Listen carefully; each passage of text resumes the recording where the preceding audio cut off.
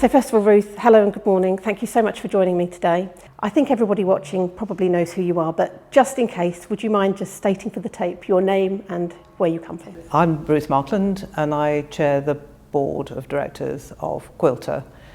I joined Quilter when we were listed nearly 5 years ago. Yes. At that stage as the senior independent director, and then I was appointed the chair of the company last year.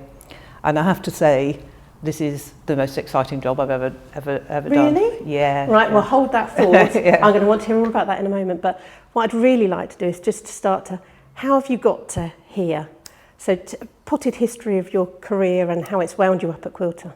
Well, the first thing I'd say is I didn't have a master plan, which in my 20s I knew would culminate with this job. It was sort of little steps at a time. Yeah. And I started off, I qualified as a solicitor, and I was a solicitor and then a partner in one of the big international law firms, Freshfields. And I had various jobs with them. My last job culminating in being the managing partner for our offices in Asia. In Asia? So I was actually based in Hong Kong, responsible for our offices there.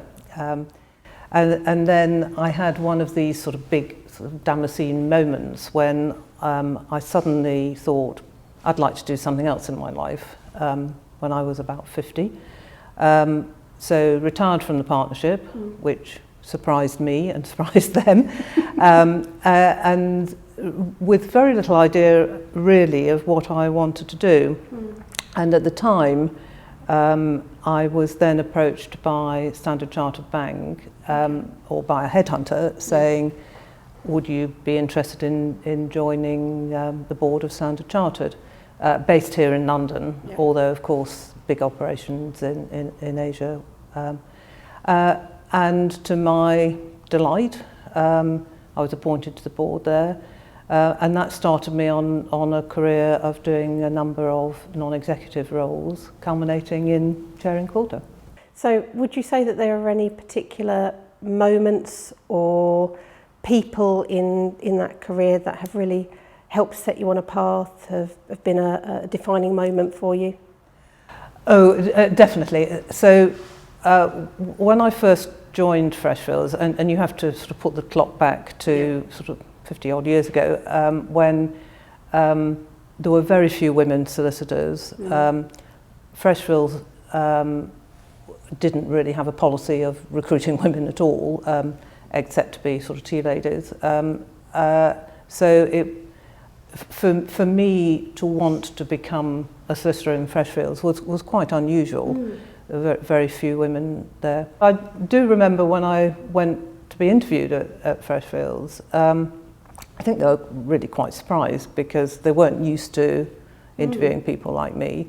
And one of the people who interviewed me, who subsequently obviously became my boss, I do think that without his recognising that I had some potential and being prepared to take a bit of a risk on me, then they wouldn't have offered me a job, and so things would have been very, very different. And just a little sort of personal story about that. He was a great mentor of mine, great sponsor of mine, and also became a very good friend of mine. Were there any other roadblocks in the way that either he enabled for you or that you had to navigate for yourself? Oh, well, enormous ones. Partly, of course, luckily, the workplace has changed a lot since I was there, but a lot of prejudice against people who didn't fit the mould. So quite a lot of assumptions as to what. So I'd get comments like, "Oh well, I know you can do it, Ruth, but normally women can't do this," and things like that. Yeah. So quite a lot of sort of adverse comment. Yeah. For me, it was a way. I had to find a way of sort of circumventing those things. I was going to say, what impact did that have on you Did that make you more determined to in spite of the comments, or how did you manage those? Yeah, well, I think it's something in my personality that I do want to succeed. My own self-respect is important. So yes, it made me more determined rather than just giving up. I was jolly well going to prove that I could do these things. Yeah. Yeah. And then the switch from the executive and into the non-executive and Standard Chartered, what were the challenges that you faced in making that career switch? Yeah, well, they're very different jobs. As an executive, one does have a more direct line of sight to whatever you want to achieve, very much more sort of command and control way of doing things. As a non-executive, it's much more an oversight or influencing role. So that's quite difficult sometimes to sort of stand back. But I was actually very lucky there as well in that I joined a board where they're all very supportive of me and helped me understand what I needed to do as a non-executive. So I very much enjoyed it, and from that I joined other companies. And here you are. And here I am. Yeah, that's right. So Ruth, in amongst all of that amazing career, is there a proudest moment in there? Well, actually, my proudest moment is probably not in terms of my own achievement. It's what I've been able to do for other people. Okay. And so, for example, I happened to meet at the weekend an old colleague of mine who was a more junior solicitor in the firm when I was running our offices in Asia.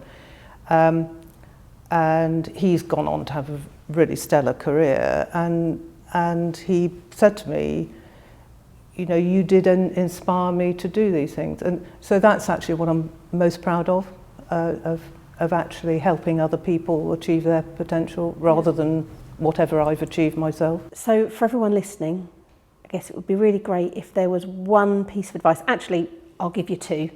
If you've got to, just in terms of... Can't it be the sort of desert island dukes? Can't I have 8? If they're thinking of their career or how they might want to progress and do the next thing, what would you say to them?